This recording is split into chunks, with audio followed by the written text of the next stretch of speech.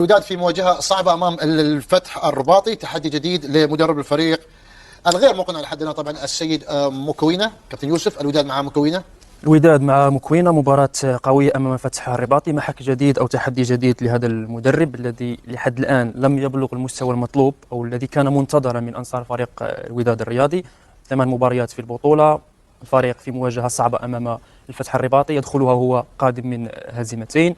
الفتح قادم بدوره من هزيمة، الفريقان نفس عدد النقاط 11 نقطة لكل فريق.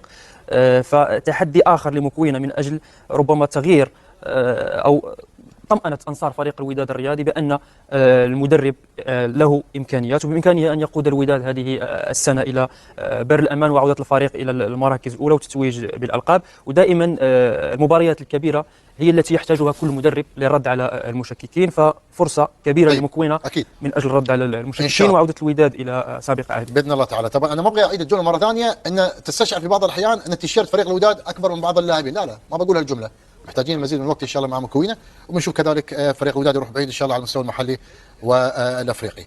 الوداد في مواجهة